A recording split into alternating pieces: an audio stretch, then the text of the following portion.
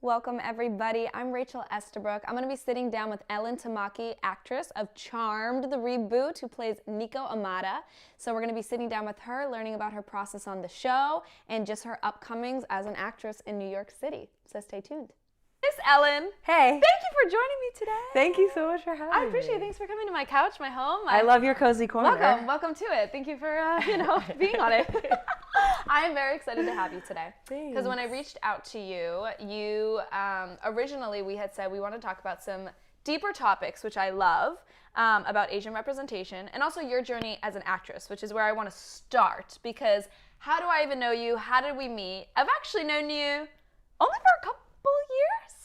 It's when did you move to New York? I guess but I met you a couple years, 2012 I was here. I think I must have met you. No way. I moved here in 2014. So I I was must like, have no met you in way. 2014. Yes, or through maybe mutual 15. friends, Yeah. right? And then the whole Ali Teresa group, because you went to where for school? You went to BU? I went to BU. BU in Boston, okay. Yeah, same program as Did the all of them. what program take us through that? Where did you start, I guess? So I We're going to build you up, girl. You got a whole long journey ahead. I love sharing it. I went to school at Boston University. I was a theater arts major. Yes. That worked out for you. Yeah, I loved it. Not like most, but that's good. No, the thing is with that major in particular is there's the two different majors. There's the acting major and there's the theater arts major, and I specifically went into the one where you study a bunch of different concentrations. So I was predominantly acting, but I was also studying directing, and people go into playwriting or a bunch of different things that you could do. Had no idea. Yeah, and so a lot of people use that degree in a bunch of different forms Okay. in the industry, whether it's in theater or anything big. I have a friend who uses it to design, like for interior design. And oh my God, like maybe I could have had that and used it, but I didn't even know that had powers that I could Yeah. have utilized. I had no idea in it, but it's now hindsight's 2020 when you get to look at what all that led to. But anyway, I was an actor in school though. And that was first passion over directing or writing or other things. That was goals was being an actress. Okay. Yeah, cool. Yeah. I remember I didn't really apply to a lot of programs like this. Okay. And then when I went, I was like, it's obvious. This is what I want to be. And in fact, very good at it. Were you told you were good at it when you were doing it, or were people just kind of like, meh?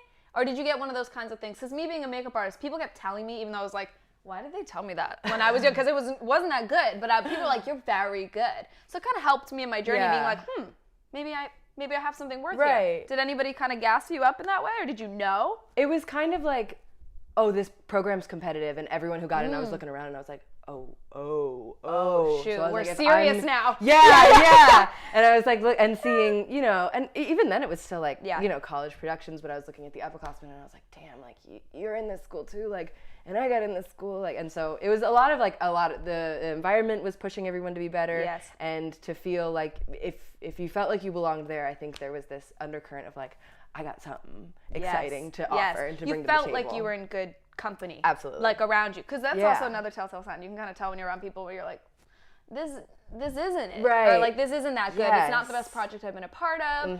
I'm happy that wasn't your case. Was Tay in them, or who was in your class? No, so Cassie was in my class. Cassie was in your class. Yeah, so I was the class right above them, and then Jake and Teresa and Allie were all right under us, but we were all tight in college. Yeah. It was a whole nice group. And the community was small, so everyone was around around on weekends together, everyone was seeing each other's shows, and people were cast together and stuff like that. So that's nice. I didn't go to college, so I didn't really have that experience in building that network of that, and there's like the community of like deep friendships, because you still stand these friendships today. Absolutely. Which is so nice, because that doesn't always happen either. I know, to find such good people and keep around. Yeah, it's a good network, and it has withstood the test of time. Those friendships, and also like other little things that kind of trickle down, like so and so went to BU forever ago, and then you meet on set and you're like, oh shit, like the alumni moment. It's nice to like where I went to school, because then I can be excited about it when it comes up Yeah, and proudly be like, yeah, I went there. Yeah, you know, not just like, yes, I went to. Right. I don't want to talk about that. Yeah. Right. That was my high school experience. Yeah, exactly. Oh, shoot. Like, I'm sorry about that. So sorry about that. Sorry, high school. Don't watch. What about you now, right? They won't. They don't have TVs, or no, stop. I'm dead. No, it's like don't believe in art. Oh no! Oh, one of those. Yeah, oh, that's not ever fun. Well, now you've landed in probably one of the biggest art cities. Theater, all of it. Did you landed here like we said, 2014? Yep, right after graduation. Right after graduation, and then when you started here. And I remember seeing you were in a play, right? And it wasn't a musical, it was a play. It was a play. It was off Broadway. Yeah. And it was, remind me, I know it has balls. Yeah, tennis. It was balls. It was literally balls. It was literally called balls. Rachel, there were no balls in it. Okay. So you just remember the tennis ball. Way to go, Rachel. Nailed it. Yeah. Love that. But that was, that was like... That was early. 4 years after I graduated. Maybe 3 years after I graduated, though. Dang. It was years of. I was doing like small things here and there, but like I couldn't. It was just a long time. It is a long time. I think people don't. I mean, once we segue into where you are today, which is probably I'm so bad at math. For 2020, it's 2014. Yeah, it's coming up on 6 years. 6 years of living in New York and doing your thing. Yes, graduation. Yeah. And 4 of that was hustle, grind. Right. And were you what was maybe your full time while you were trying to balance I was getting the gigs? Bartending. You're serving and bartending. Yes. And then do you ever still go back to that? Does it ever become a moment where you have to fall back on that? It hasn't. I've been lucky enough that it hasn't since balls. Since balls. That show Thank God started. For balls, Ellen. Thank God for balls. I couldn't not take it. Yeah. I know. But honestly, though, like they know that too. They know it. It was like a really incredible experience, and I loved it. And it so that show started somewhere else, and then it transferred here. Okay. And so in the time in between, I was catering for a bit because like I didn't want to go to a place and be like, hire me for 2 months. Right, and you before knew my show that. transfers. And that's the thing too. So many people don't. That little lag time really sucks. From when shows are like, let's say off, or they're being tried out in other cities or towns. If people don't know, usually a show, if it's done well, they'll go practice. I almost think of it as like a practice round. Get out all the kinks. Yeah. Get it to its best ability to workshop bring it. Yes. Yeah. Change the script around. For sure. Right. And any element can be changed, and then bring it to Broadway. We'll still be teched or whatever, or off Broadway, and then it's like you're in the pinnacle of theater. You're in like then people are reviewing it, and people have got eyes on it, and people have got eyes on you in a different way. Right, 100%. But in that time of separation, like you said, it was 2 months. But it's still 2 months where I got 2 months of rent to pay. Exactly. I got bills to it doesn't stop. Right. And just living in New York is like, oh my God. You know, you want to get seamless one night. It's like, well, I got to work all week for that. $30 later for my one meal. I think I do that so often. I know. It's a sin. Like I went through a whole time period where Ellen, almost called her Allie again. I'm also tripping up on my words. If I ever call her Allie, just know we're referencing her friend Allie, who I just had on here. Shout out to Allie. Also, you literally might be my only Ellen friend. Like, I think you're my only friend named Ellen. So it doesn't roll off my... I like that option. I like that. Make no more Ellen friends. It's just me. After this, it's just this. How sad if I like get some Ellen friend being like, sorry, bitch, I've been your friend since like 6th grade. You're like, who's this? Yeah. I'm so sorry. So crazy to see you again. Yeah, no. Sorry, Ellen. But it's bad because I will order out like it's my job. I will get on total time spits where I never want to cook. I don't want to do anything, and it's so convenient. And then I'll look like, where is my money? It's always food. Always food. Food or Ubers for sure living here. Yeah. Yeah. One of my favorite things when I was living away last year, and like I was alone all the time. My favorite thing was to go to restaurants alone. Oh, you love that. I love it now. And I would go to restaurants alone and like have my book and have my wine. And now I'm like, oh, that was $67. Like that's where my money's going. Is that I'm like, dude, treat yourself, like self-care. Yes. And I'm like, self-care can't be $100 all the time, every day. I can't love myself that much. I know. It's like that's crazy. Now tell me, because I guess from there to now, I want to know the process, because I wasn't even there for it, Miss Ellen, when you got pretty much, would you say, and correct me if I'm wrong, after Balls, was there anything in between for your career, or was it immediately, and I want you to say it, not me, when you got that opportunity to be on that show? Yeah. And how did that come out? Tell the people what it is. Yeah. If you already don't know her face, which, again, they're very familiar with you at this point. They have to be, so. So it's funny, I was just thinking about that on the walk here, that overlap was like one of the most difficult like industry moments. I didn't even know it was an overlap. Yeah, it was like kind of dramatic for a second. So I was in this show Balls, and it was wrapping up, and I loved it, and the cast was really tight. Like I said, we had traveled to Houston, and we were here, and the whole cast had stayed, and the theater company is really, really tight, and it was a really rigorous physical experience, so we were all really close. And then nearing the end of the run, it was up off Broadway during pilot season, which, you know, the beginning of the year, it just gets kind of crazy, and so I was actively auditioning while doing this show at night. My God. And I got an email that I was being asked to test in LA for Charmed while still in this production. Oh my God. Which is a crazy schedule for people that don't know. Yeah. I mean, it is all consuming. We were only doing 7 shows a week, too, which is but it's still only, right? It should be that way, for God's sakes. But I know. Yeah. It's insane. Your evenings are gone. Right. And then you can't really you can't do too much during the day because, again, you're going to be exhausted for the evening. Yeah. So, but you were still auditioning and running. Right. And now where we are, And then so we were kind of trying to work it out where I was like, okay, well, if I fly out on a Sunday night and I test on a Monday morning, because the screen test was in LA with CW and with all them, they like wouldn't, you know, I couldn't do it in New York. No. And I had 1 week left of the show. Oh my God. And they're like, come in now. There was no be like, oh, I'm done in a week. Can I do it then? It was come now. Right, because they're like, we're casting, you know, this reboot that, you know, it's already, there was a lot going on with it. And so they're like, we don't care about this. Nobody, pretty much. Stop it. Who's that in a play in New York is how, like, but then I feel like so many of how they view it sometimes. Yes, no, 100%. Meaning, like, when that opportunity does come, you got to do what you need to do. So they're not just like, okay, whatever, you're too much of a hassle. We'll find somebody else. Because they will be quick to find somebody else. There is somebody else. So, right. No, it's 100%. Which scary, is so thing when you realize that you can be replaceable like that. And so quickly, yeah.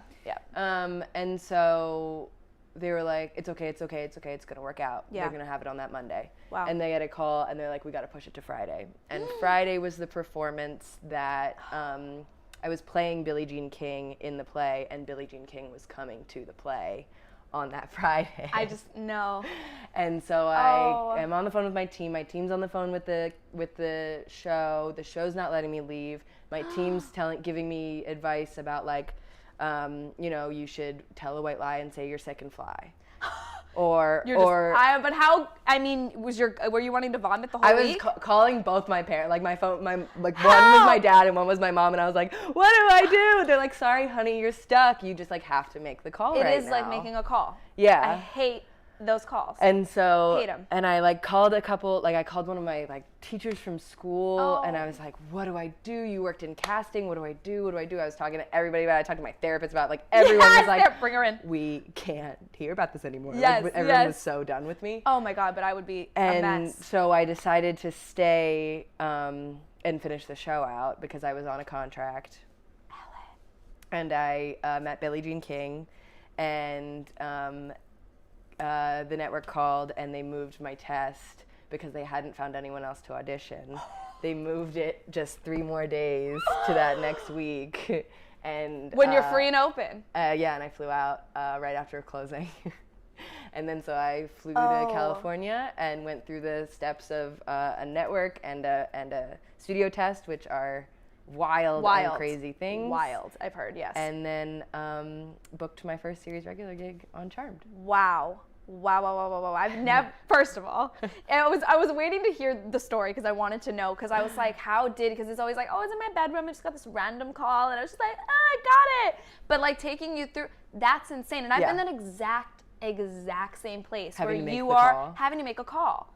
And it's always then, and we've talked about this on my podcast before, being like, okay, when you get these big opportunities, it's like the best problem to have. Oh, I need to go out. You know what I mean? Like you're having this opportunity, but you're also like meeting this, this character you're playing. You're going to meet, and like you said, I want to stay true to my contract. Right. I I did make this commitment first. Yeah. Which always, what I was told growing up and being in the industry was whatever commitment you make first, that's where you stand. Because that's where your integrity lies. You can't just then be like, sorry, oops, sorry, oops, sorry. Yeah. I've gotten a little gray on that in the mix of my career it's now. Because it's when hard. you're ambitious and when you want to level up and you want to say yes. And when they come, I'm a very much believer, like, that came to me for a reason. I gotta put my best foot forward. Right. In you in that moment, what was your deciding factor? What made you go? It's exactly what you said. That, right? My commitment, my integrity. I'm on a contract. This is what I've been with these people for 5 months. I love them. I love this show. Yeah.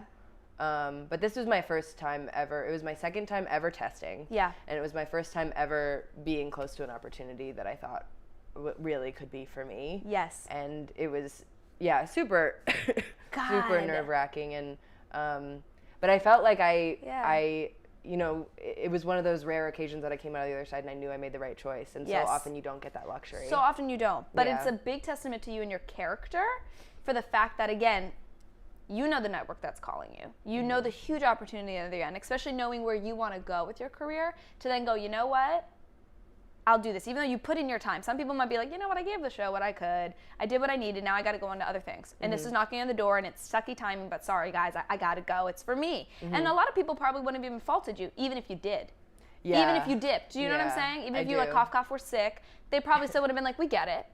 But it says so much more that you sat with yourself and you were like, hey, and then it just goes to show that when something really is meant for you, that door is going to keep knocking and it's going to find a way to get to you, which it did, which is incredible. Because I would never, it doesn't always happen. So it's really beautiful that it did. Yeah. So I'm a big believer that it's meant to be. Yeah. And now you being in this, who do you play? How is this going?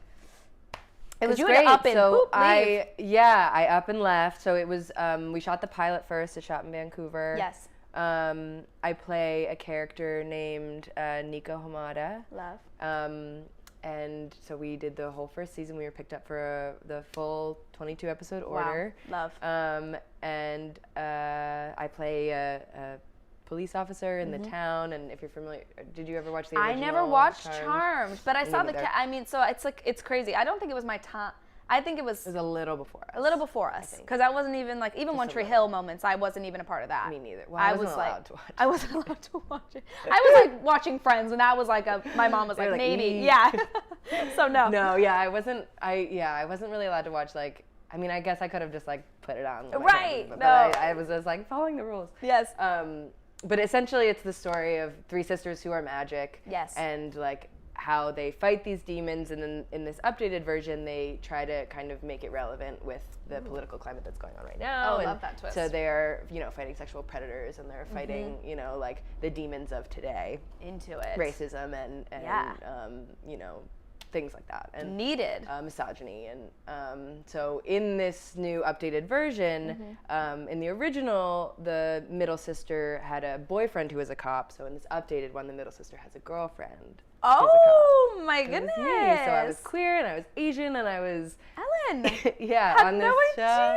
Really? No, I knew moments of your character, but I didn't dive that deep into I didn't know she was queer, because I haven't even gotten, majority of the time when my friends are on networks, I don't always get to see them because I don't have cable. Nobody has cable. And then to take the time, I barely even sit and watch series anymore, period, which is like sad, because then when people get on, my friend was even on Face Up and I didn't even watch her season, and she was like, I want to kill you, and I was like, I'm so sorry. I'm just like bad at that. It is hard.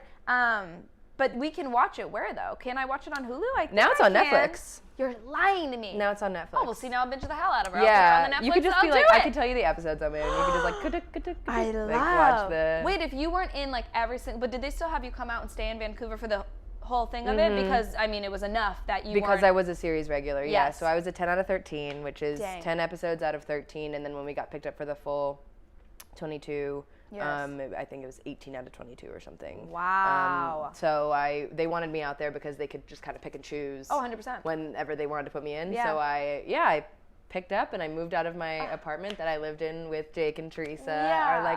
Our home, our hearts in an apartment. For sure. And I picked up and everything. It was I know. Your first, Yeah. And I picked up and I moved to Vancouver. Alone and that was didn't know a anybody. span of how long again? being in Vancouver? It was like 9 months. Yeah, it's a lot. And that's the thing that people get misconstrued. They're like, oh, 10 episodes. Honey. No. Well, it was 22. And you did shoot the 22 other. Oh my God. Yeah, so we shot 22.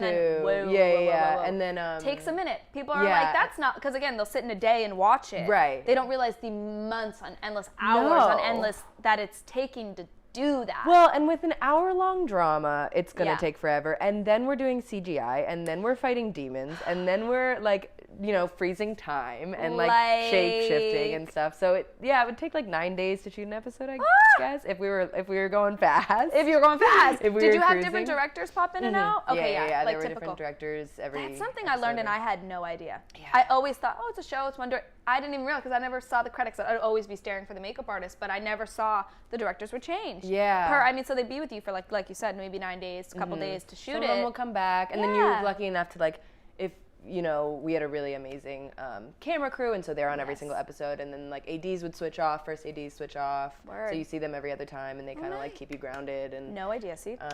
Yeah. And I'm in it, and I'm like, I don't pick these things up sometimes now. Yeah, like there's normally like an evens and an odds, like there's a DP and an AD for the evens and for the odds, and but yeah, that experience was insane. I mean, life-changing, I would assume. Absolutely life-changing. For the most part. I just would show up and be like, teach me everything Like, I'm I didn't in know. it, like- Yeah, I didn't know any of these things. Because is this first TV? Did you do any ounce of anything indie? No TV before this? No TV. I had done film. I had done like small indies and stuff like that. But you had the experience-ish of being on set, correct? Of like kind of going through, but barely. Barely. I didn't know things like when they call the randomest shit and you're like, what is that? Random shit. Or they're like, we're ready for you, and I'm like, okay. Or like they like would put me in my trailer. Yeah.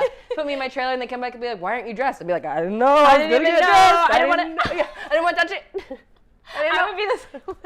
I would be like, I don't want to make any moves until somebody's like, do that. Okay, right. now I will do that. Or they'd be like, no, we're ready for you. And I'd be like, okay, let's go. Let's go. So fast. Like, do your lines. And everyone else would be like moseying out with their coffee, like, how you doing? Right. Once they're in it, though, once you're like in the whole, just like, again, it becomes your norm. Yeah. And you're going to work, and it's work, and you kind of get the whole protocol. Yeah. Then it becomes muscle memory, and you start knowing how things go. Yeah. That took me a minute, too, because I had been doing theater for so long on Broadway, and recently, this past fall, I got back into it, and I got on set being like, what is even a makeup? I just was not acclimated to the space, and now being in the union, and it's different, too. Again, when you're doing indie stuff compared to when you're kind of in the big leagues, it is different, and there's a different kind of pressure. Yeah. Where you're like, oh, everybody knows what they're doing here. Are they gonna know that I don't really know what I'm doing, or that you know what I mean? Like, can they tell that I'm a little green to it? I mean, I fully own. I think I do too. I wear it on my like, chest. Yeah. I'm like, I'm new. Yeah. First day. Sorry. A lot of like, oh, sorry. Like, oh, sorry. I'm not gonna remember your name. Sorry. Like, constantly. But I was like, that's my biggest ally right now, is just to be like, I'm ignorant. So then that way they're not like this bitch. She's better than us. I'm like, I don't know where the bathroom is. I don't even know. You're gonna say random things about me to the bathroom, because we were just talking about, I was quizzing my boyfriend on the last, I had him on, we sat, and I was quizzing him. He knew different lingo, because I was like, what's the Lucy? Do you know what the Lucy is? It's the women's bathroom, Ellen. What? Yes. I didn't know that. Yes, if you go, and I've literally lost my way on set, like lost my way, when they're like, well, I'm like, where are the bathrooms?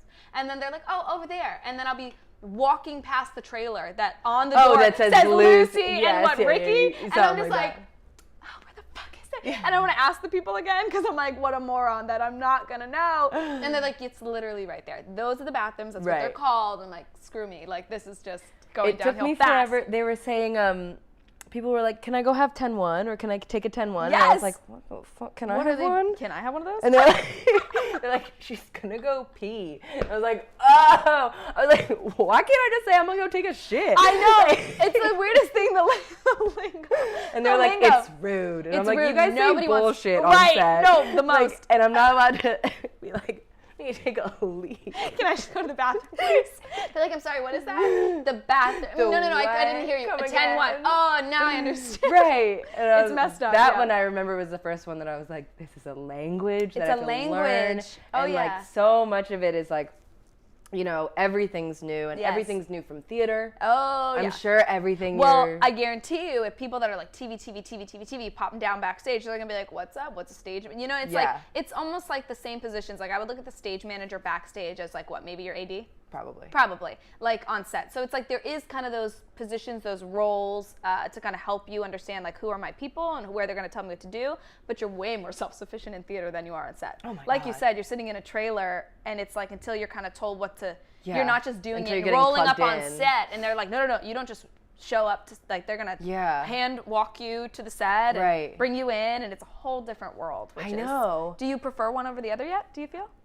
I mean, I always am gonna love theater, and I know there's something about it. Yeah, and people will say to me on set that they can tell I come from theater because I do feel really self-sufficient, and I'm always like, I'm like, oh, is there water anywhere? And they're like, I'll get it for you. I'm like, stop. Like, can I can just do get it. that I know. for me, but it's like that's a literal job for somebody in the union is like, no, I'm here because I need to be able to do this. Right. Keep my job. Have you ever read Betty Gilpin? I think it's in the Hollywood Reporter. Betty Gilpin has a really good kind of short essay that she wrote about the ups and downs of the industry. Do you watch Even Glow? though definitely that name though, I just feel like one of my other guests mentioned. Now I'm gonna need to. I need a notebook when I'm doing this damn thing. She's in Glow. Oh no, different person. But yes. But anyway, yes, she does. I know who you're talking about though. There's a blip of it that I always think is really funny. That I always talk to I tell like a third AD or a TAD whenever we're tight and we're like walking down to set together.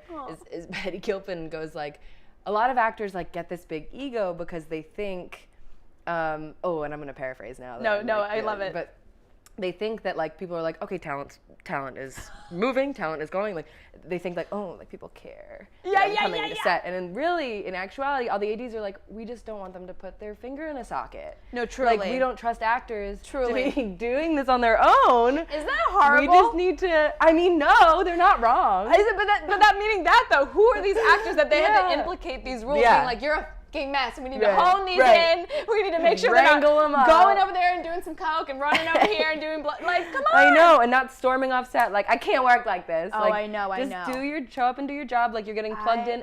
All the lighting, everyone is getting so ready for you. And that's what's nice about that, too. It's like, you can sit and just, like, get your work ready. And you're just doing your job. And they'll just, like, guide you blind to set. And you get plopped in, and they're like, action, and it's you're in that world. Yeah. Yeah. Are you that kind of actress? Do you feel like you... No, I know. But meaning, like, do you have any sort of process that you feel like is different for you than maybe others? Or just your natural process of you getting into that zone? Or when it's off, is it off? Because I know certain actors, like, when we're on set, meaning the whole day that we're physically on set, I'm not kikiing with them. Like, even when I go in to touch them up, I'm not like, hey, girl, I'm leaving you be. I'm keeping you in your zone. Yeah. And then later when we're in the trailer and the day is done and your work is done, now we can be da-da-da-da-da. But when they're in their work, they're working. So do you feel like that? Or are you a little more like, you're still Ellen when you're in your characters? Yeah. I'm pretty much like this. Yeah. But I mean, I think that's a testament to like what set was kind of like, especially on Charmed, and what my days were like. There were a couple of days where I had some big emotional scenes where I was really like, and people kind of got it. Yeah. Like where I'd be like, hey, I need a second to like get into this, or like, can we go again? Or like I could kind of call my own shots and ask for what I needed in those moments. But generally, I was so concerned on that first season with being liked that I think a lot of process maybe fell by the wayside. Sure. Because I was really focused on just like learning the ropes, and I cared a lot about what people thought about me and all that. Still I'll have it when I get in that I think it's a hard thing to shake, especially when you're stepping into an arena where, again, even though I've said people, they know what they're doing, a lot of the times, even the people up there, when I've done the majors or other things like that in big union sets, still a lot of people don't really know what the hell they're doing. Yeah. And it kind of grounds me for a second to be like, okay, even though you're here, you're still a lot of mistakes. Right. You're still a lot of bad days. You're still a lot of questions and learning. Yeah. It will forever be a learning process, but it's really hard in that moment when you've hit there. Because then again, it's kind of like that you've worked through school, through high school, through college to get here. Now you want it to all, like everybody kind of has in life, once you hit that space you've been working so hard to get to, you want all the pieces to be in place. Right. And that's not always the case once you get there, because it's still just a stepping stone to the next one, to the next one, to the next one, and then it builds and builds and builds. Yeah. It really is hard on the first one, though, especially when you do something of that caliber on your first one. CW and like, what? Yeah. It's not like you were just like, oh, I did a couple episodes, you got to dip your toe in it. Like, you were in it. Yeah. You know? I know. So it was like a launch, like full speed ahead kind of thing. Yeah. And it was a really cool experience. Being there and learning around on a women-led show, women of color. Yes, that is, yeah, yes, like the whole reboot, the point was that it was three, you know, it was the actors at least were Latina, half black, and indigenous native peoples. This is a very diverse round cast. Like it's the lead runners, you know, the front runners of it. I mean, out of the 5, or I guess 6 leads, I think there were. I'm gonna get this wrong now because now I'm remembering. I think there were maybe I think only 2 white people in that. Yeah. In that. No, that cast. doesn't stand wrong because even any ads I saw on it, I was like, damn, and it was powerful, especially being women and other things. I was like, damn, that's such a beautiful representation of where we're at now. Right. You know what I mean? Yeah. As far as what the world looks like, what that set of characters would be, like it's not.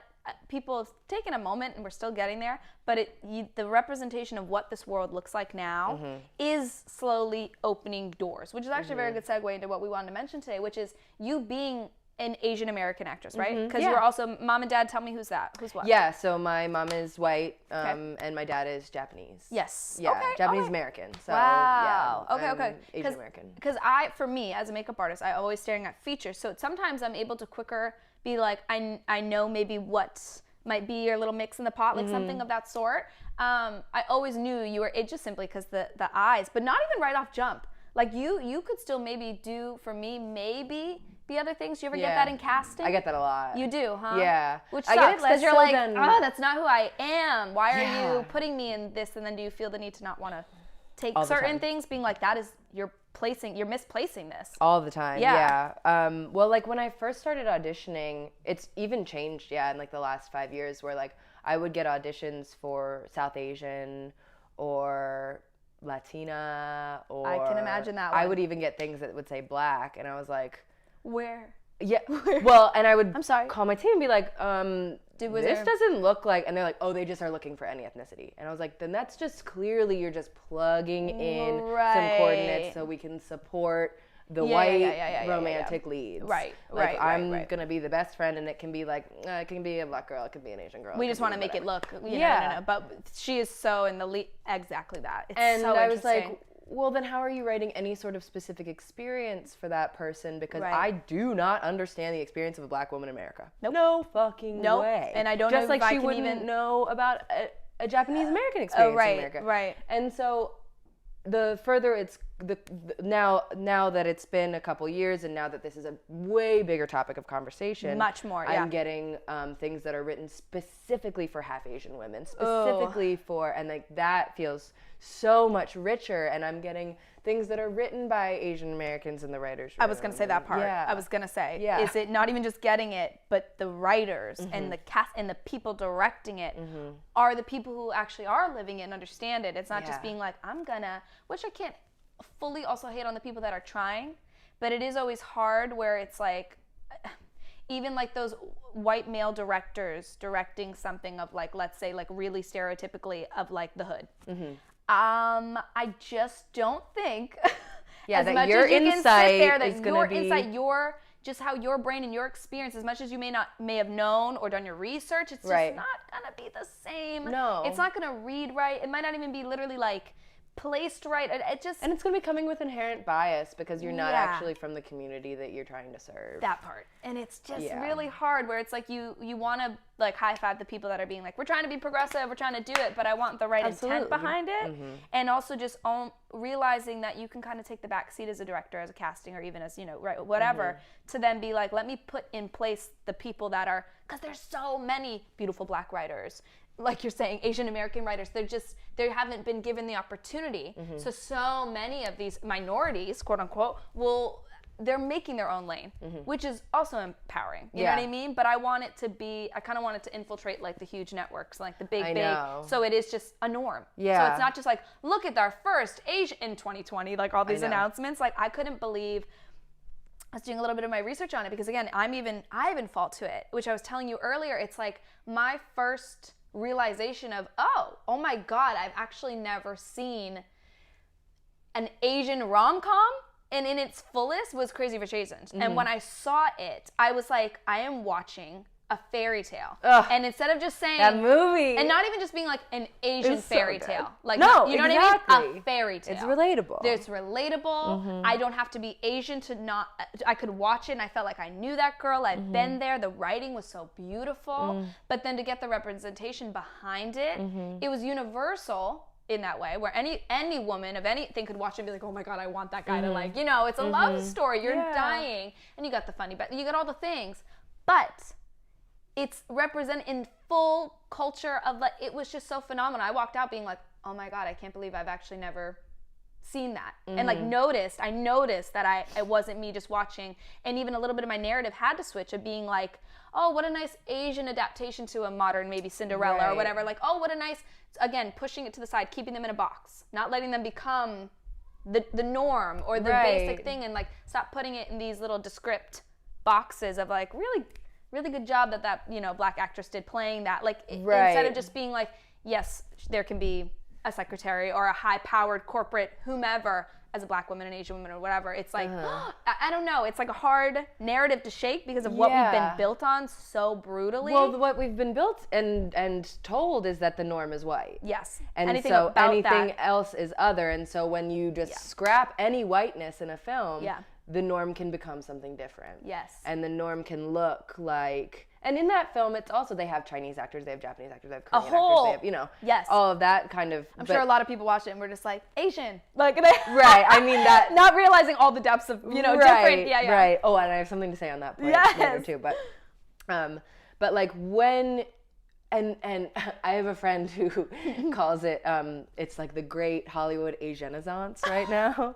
Because it's just like, and like Parasite won last night at the SAG Awards, and like, you know, getting nominated for Best Film, like for the Academy Award, and like there's just these like all Asian films right now that are like, instead of trying to either blend in and be that norm that has kind of been force-fed to us, and instead of being so drastically other, and I think there is an inherent otherness with like a lot of the bias around Asians is in this inherent otherness, in that their language sounds funny, their food smells funny, their language looks different on paper. It's so foreign and it's so other that it is unrelatable and un-American. Right. And what Crazy Rich Asians celebrated in such a beautiful way is that they just kind of lived their lives the way they would. They had that beautiful mahjong scene. Oh my God. They were eating their own food.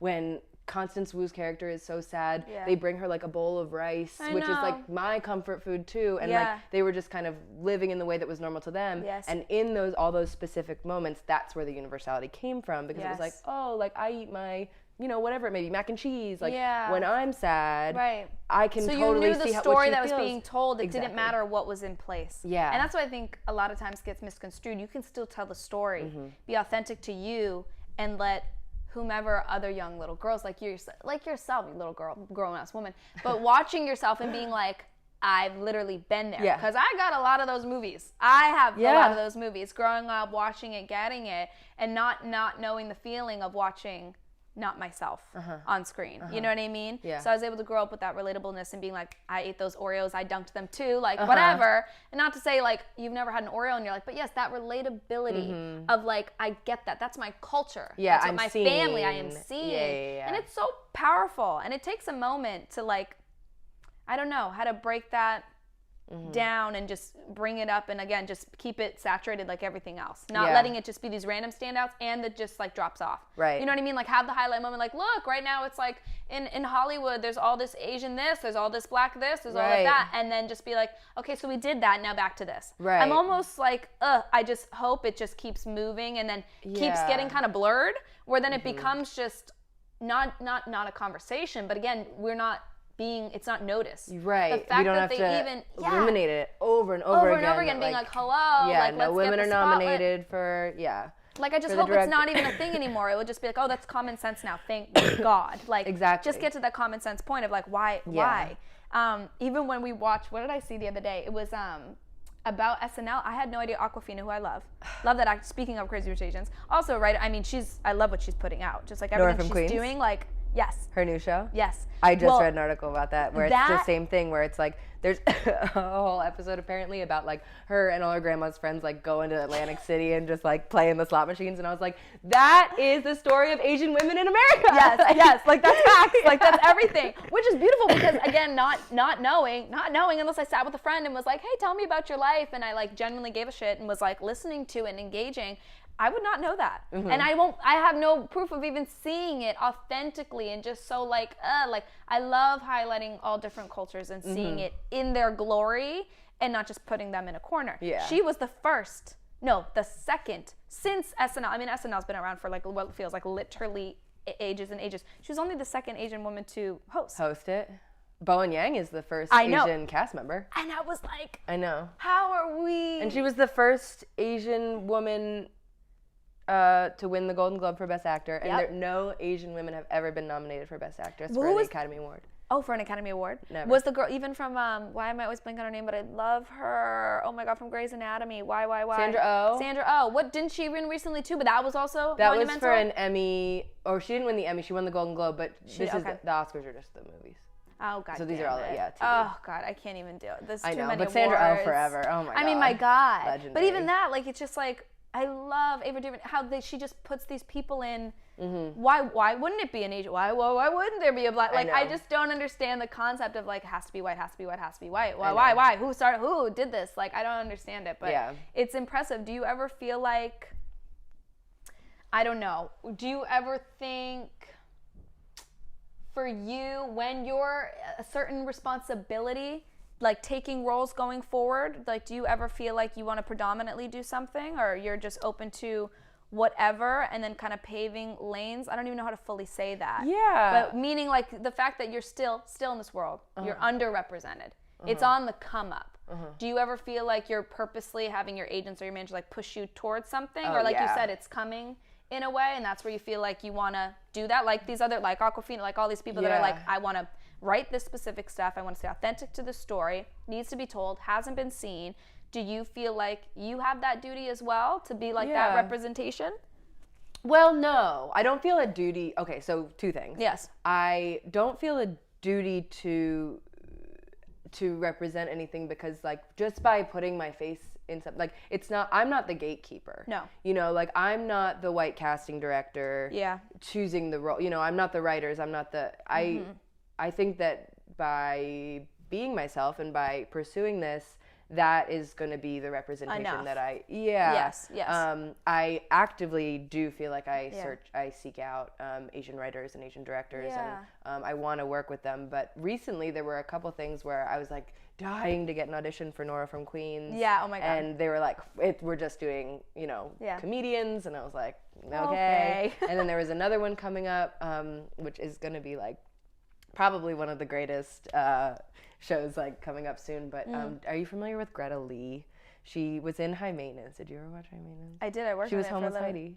Oh no, I don't know what that specific. I'm the worst. Oh, okay. I'm the worst. Is she reoccurring? Yeah. Oh, I got it now. She's a Korean girl. She had like a cute bob, and she's like, damn it, no. She like wears designer clothes and like dates these guys and stays with them because she's homeless. We all know one of those. Yeah. That's a real life person, yeah. But she's amazing, and she lives down in like the neighborhood in like Prospect Heights, and love. I've like followed her career, and I really respect her, and she's doing a new film or doing a new series about like Koreans in K-Town. Yeah. And I asked my team like, hey, can you look into this or whatever, and they were only casting Koreans, and they were only casting Koreans who speak Korean. Wow. And I was like, that's how you like bring up in a fucking group. And I was like, all right, not for me. Right. No. And I was like, I thanks for asking, but like that wasn't my spot. Yeah. And then there's this other conversation that comes up beside me all the time, because I am technically biracial. Like, well, I'm not Asian enough now. I've heard that a lot. You know, and heard that a lot. Then is it going to be, because I was touted on Charmed as she's the Asian cop, and I was like, well, actually, I'm also half white. Right. But is that them using you as like we did our job? Is it? Like you know what I mean? Like, how do we know? How do we know? Because I know that people that talk about that a lot in the Black community, where it's usually a lot of light-skinned women, the Beyoncés of the world, like whatever, that they look a certain way. So it's not the dark-skinned women. And I'm seeing that turn, you know, I'm seeing the Lupitas, the Viola Davises, the, you know, whomever. It's coming. And it has been there, but again, it's like you said, getting that puppet master out of the way to be like, okay, and like making her own. I'm obsessed with Issa Rae, and how she creates her own lane. Obsessed. I love her so much. And it's just like a whole full new eyes open. Like, I have nothing to do with that culture. I don't have that experience, but watching it, I still weirdly like can relate. She's a beautiful writer. Of course, but it is insane. How do you? That sucks though, because I have a lot of friends like that where they're like, yes, I am an Asian woman, because you still are. Yeah. You have that experience. That's half your fucking family. Yeah. Is like, that is what you represent. That as a culture, you understand it. You're in it. Right. But then visually, people are like, meh. Yeah, or she doesn't speak Japanese, so she's not. You're not authentic. She's not really gonna. Or like, my parents aren't immigrants. Right. So I'm not really gonna get that experience. Right. And it's like, well, my specific experience is something that, like, you know, a lot of, you know, everyone has something that they're going to be able to bring to the table. Yes. And so I wouldn't ever, I think, try to force myself into a role that wasn't, like, that K-Town show, like, not going to be. Whatever's going to be meant for you is meant for you, for sure. And like this, I mean, even if it is, though, at least you're still, because I hate to knock people like that, being like the Beyoncés of the world. It's like, but they're still representing for, like, if I see Ellen Tamaki on stage, if I see her there, there's still a bunch of women that are exactly you, that are looking at you going, that's me up there. You know what I mean? So it's still needed. So that's why also, like you said, it's kind of like a double-edged sword, where it's like, okay, but you're not Asian enough. We got to represent the Asians. But it's like, but you're still representing a big portion of this world that we live in that's so mixed and diverse. And it just, everybody's not, especially I think where we're working towards. Yeah, because and like, we keep steps along the way. That we got to give credit where credit's due. Come on. Oh, 100%. And especially with Charmed, like, maybe there was like the, you know, they're working their way up, and it is still network, and they're, you know, plugging in different, you know, whatever it may be. But I remember specifically when I first auditioned for the part had a different name. Oh. And when I booked it, they changed it to a Japanese name. Really? And so I was like, something like that, where I was like, you could spot the specific. So originally her name was Soojin Kim, and then when I booked it, they were like, well, she's not that Asian to have like a completely maybe Asian first name. Okay. And do you agree with that or no? Is that I totally agree with that. Okay, good. Okay. I don't think I read as someone with a Soojin. Yeah, because like Niko Hamada is a Japanese last name. Okay. And they did that actually on Manifest too. They changed my last name to make it Japanese. Which also congratulations, because that's new too. Yeah. Are we reoccurring on this? Yeah. Mm-hmm. Yeah, it's not a series reg, it's just a recurring, but it was, oh my God. Yeah, we just finished that one up. That's exciting. I've heard it's a really fun series. Oh, it's really fun. Yeah. And so what both of these writers' rooms did for me was would specifically highlight the Japanese last name, and they wanted to make that experience. Did they do that research because of you? Like asking you are half Japanese, so they wanted to be like, hey. I don't think they actually asked me, but my last name is pretty Japanese, and so then they could kind of make that call. I can still respect that 100%, that they're like, okay, maybe let's just, and there's no need to then, it's just so funny when it's like certain writers like, no, it is, you know what I mean? Right. Like, they'll stick to their guns, and you're like, for why? Yeah. Like, why are you holding on to that so tightly? Right, especially when we can make this, a little bit more specific, and then in doing so, a little bit more universal and relatable. Speaking of, that's actually pretty crazy, the Manifest note, which thank you for even sharing all of that, because I this is a huge conversation that even me, I was telling you earlier, a lot of my brain when it comes to representation, it becomes black and white in my eyes. I'm just like, bring up, you know, I don't see it, but then I kind of, and even Asian is now, like you said, it's a little bit more bigger, the Asian culture, but there's still so much lack of Indian culture, you know what I mean, in narrative. Oh my gosh. You okay? A little splash? Yeah, I'm good. Took a little dip, honey. Out. Yeah.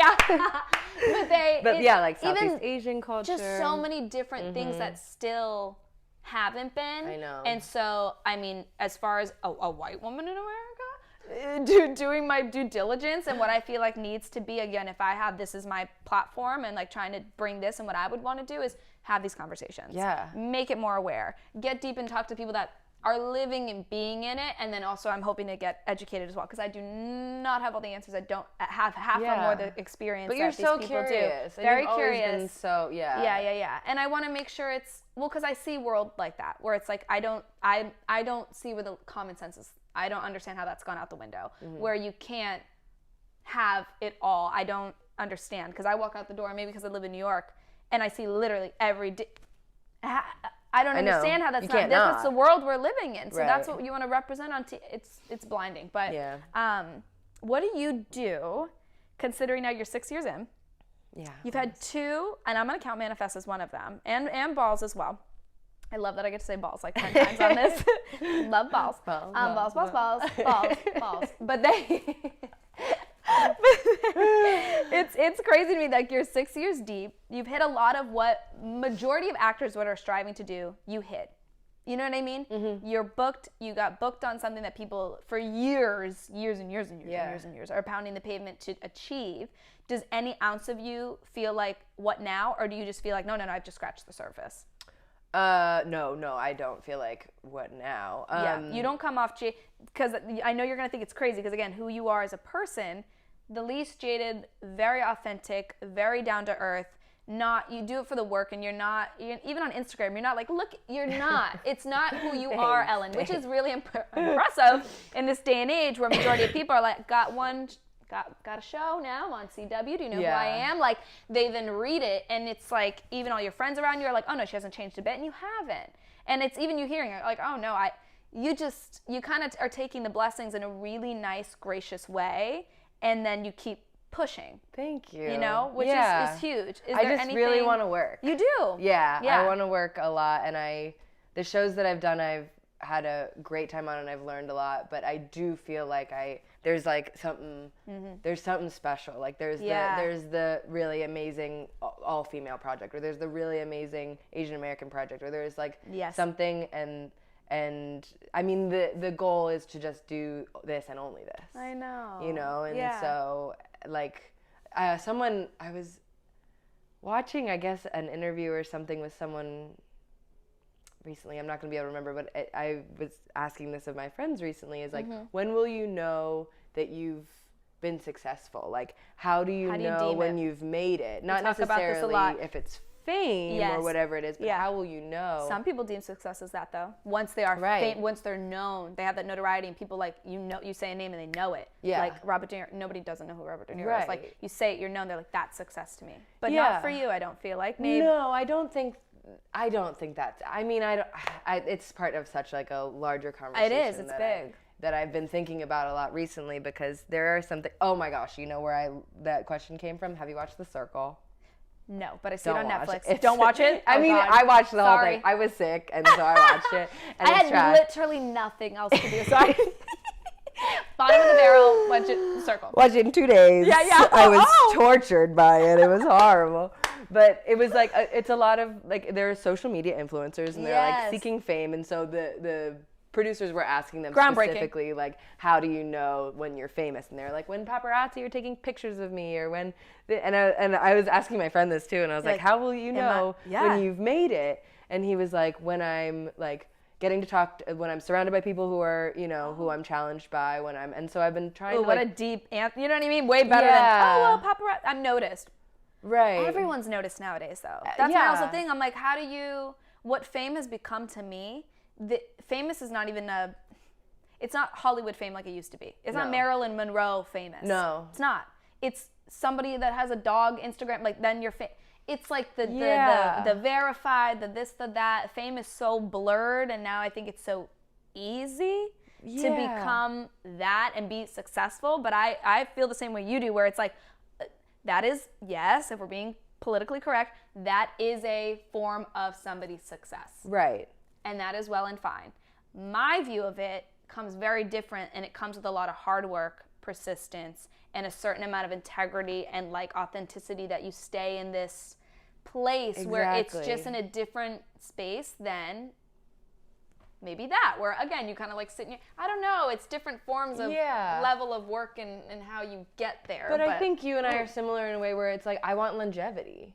Yeah. And like, I want a career. I think now more than ever, like that 15 minutes of fame thing is so true, where it's like, you know, you get like 500,000 followers on Instagram. You feel huge. And you're so excited, and it's like, okay, but you did one season of The Bachelor, and now like... And then people popped up. And you're going to be cute and all for a minute. That's also the thing, too, where people are like, oh, I've made it now. No. Right. The wait to the next season when nobody gives a shit about you no more. And then like, what?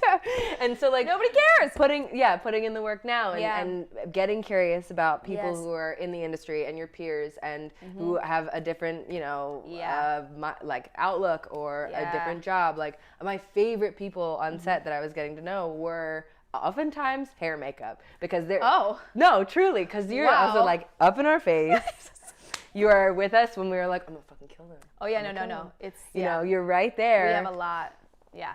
And also like hair and makeup people are so good at keeping secrets. I don't know if you feel this. Oh, I'm very bad. Don't tell me your secrets.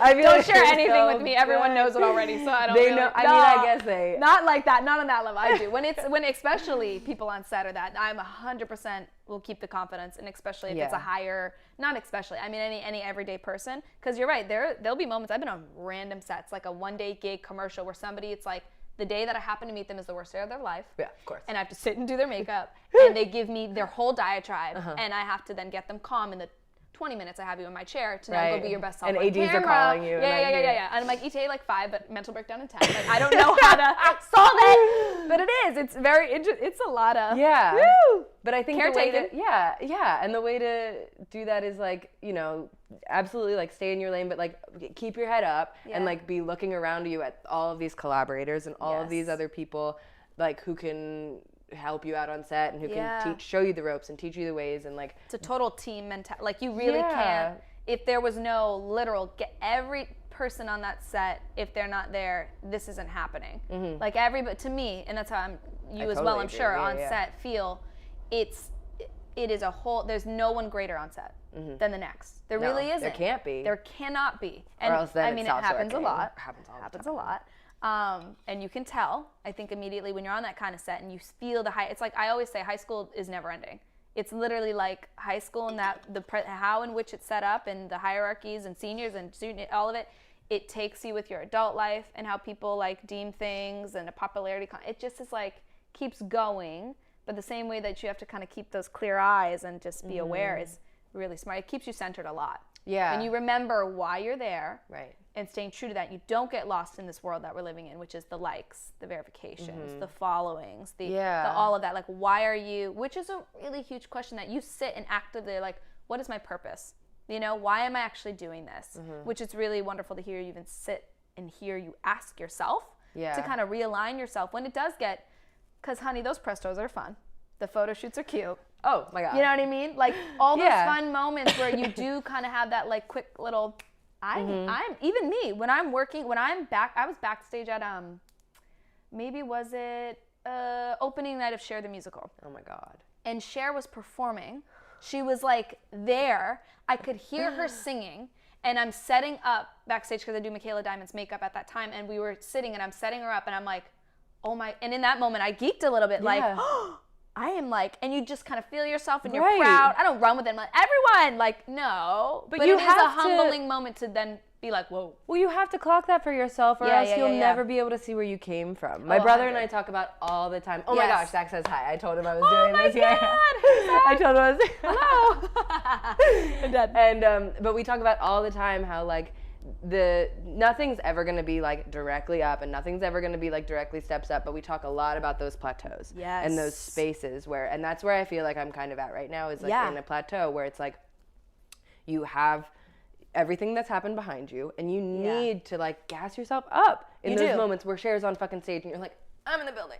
Cher's literally in the building. I am literally... Like, Like, and I'm doing the thing, and like look at like, you know, like my hands. I've got all the shit on my hands from doing all the thing. Like this is what I was dreaming of. If you don't clock those moments for yourself, that plateau is gonna blow, and you're gonna be like, where have I gotten? Ellen. How do I even build myself back up from here? Which is actually. Not many people say that, because usually if I say that, they're like, don't get lost in the moment, or just realize you still have to. That's actually a really beautiful way, and I think, you know, listeners and viewers alike will really appreciate that, because so many of us in the industry, it is hard when, like you're saying, we get these big moments. I say a lot of the times in this industry, it's a lot of high highs and a lot of low lows. Oh, yeah. And that is forever. It doesn't, even if it's just like you're still riding a high, and maybe let's say the people that once they kind of make it and then they continue to go, they could fall off. Like they could eventually stop. So it really is taking those moments and sitting in them and appreciating and realizing I'm here for a reason.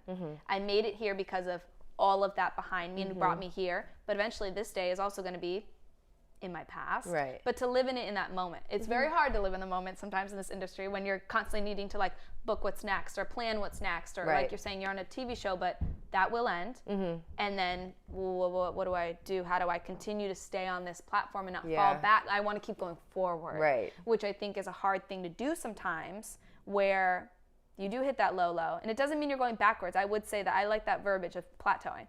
You're just staying still for a second. You're not going backwards. You're just kind of continually going somewhere else. You have to appreciate those stages and keep building yourself. Well, you need to have that in the middle because no one's ever going to be like, I don't know, unless you're fucking Margot Robbie, who's just like in every movie right now. But like people are just like, her phone must be ringing off the hook because she's releasing a new movie every week. Unless you're at that level, there has to be a time for break, because the universe, whether you like it or not, is going to even then build one in for you. Like I got knocked on my ass with the flu this week. Sit down. And everyone was like, It's time to break. You don't need to worry about. I know. Watch The Circle. But it's watch The Circle. It was meant to be. You clearly weren't meant to watch that. Yeah. And like I look at it like football, like it's a rebuilding year. Like, okay, even if we won the Super Bowl last year, even if we won 2 games last year, Ellen, we need to entirely keep going. We need to entirely like see what worked, see what didn't. And for me, a lot of those things can be like, we realign our finances. We, go to the gym more. We start cooking at home. We stop ordering fucking seamless. Right. Let me reassess her real quick. I liked being able to eat by myself, bottle of wine every day. But now I got up. Yeah. And so like, and that's that humbling. Oh my God. Because again, once you've gotten the taste, some people really let the taste go right to their head. And they can't just be like, that was nice, and appreciate it, and then keep it pushing and keep continuing working hard and putting in the work, period. Now they're just like, well, I got it, so it's expected. It's never expected. And like you said earlier on in this beginning of this, is that you can always be replaced. And I think the people that have like you're saying, we're shooting for a long game here. We want longevity. We want a career. I don't want just these hot moments. I don't want to be a one-hit wonder. No. And just be like, I did the CW once upon a time. And then, no. That's a part of the many things I hope to attain and do. Right. But you have to stay humble. You have to take things and appreciate it, stay in that moment as much as you can, and then continue to work hard. Like you're saying, reassess. I love the analogy between, because I live for an analogy, because then it helps my brain like get it right. I'll just like right now when I'm not working all December, I'm clearly just like prepping for the big game. You're in a rebuilding year. I'm just in a rebuilding year. I'm simply away on my Oasis, on my boot camp. Absolutely. That's all that is. You're like hiring a new head coach. I'm You're like real bringing some guys up from team. the practice squad. You're like, okay, like you're retiring. Thank you. We'll put you in the Hall of Fame. Appreciate what you did for me, but like I don't need that this season. I don't need that this season. That was that's really smart. Is this just your genius? Way of thinking, or is it just? It's like football playoffs right now, so it's are you a big football fan? Yeah. Who do you root for? I'm an Eagles fan. Where's Eagles? Philly? Philly. Oh, or did you go to Philly? Do you love? Is there a reason? I'm from Philly. What? Where did you think I was from? I don't know. My head thinks Boston. She went to BU. She's from Boston. No, fuck the Pats. Attleboro. Oh no! Oh, I just started watching that Alex Hernandez documentary. Aaron Hernandez. Aaron. Oh my God. I haven't seen it, but I listened to the podcast. Was it based off a podcast first and then they made it a Netflix moment? No, I don't think. I think it's based off his life. Yeah, no, his life. Whatever his story. So crazy. Really crazy. Yeah. Those Pat fans though ride hard for him, and I was just like, get over it. He killed somebody. Like, what is it? It's dark days. Very dark. Ellen, I cannot thank you enough for sitting and sharing with me. Rachel. For talking about literally so many things that are really important and needed to hear first and foremost, and hearing your journey. I tell this to a lot of my guests, but I really do mean it with pretty much everyone I say it to, is that I'm excited. I would love to have you back, because this is, like you said, we're just on a journey with you. So I would love to see it when you're on your next platform, your next plateau here going on. We're going to put a bunch of links below So you can follow her, check her out if you already don't know her. You'd be silly not to. She's wonderful. If any of my makeup artist friends ever get to touch her face, you are blessed because she is the nicest, most beautiful human. Thank you again for sitting with me. It was so fun to talk to you. I really appreciate it. Yay! Check us out. We'll be on the next episode. Bye, everybody. Woo! Yay, you nailed that. Yes.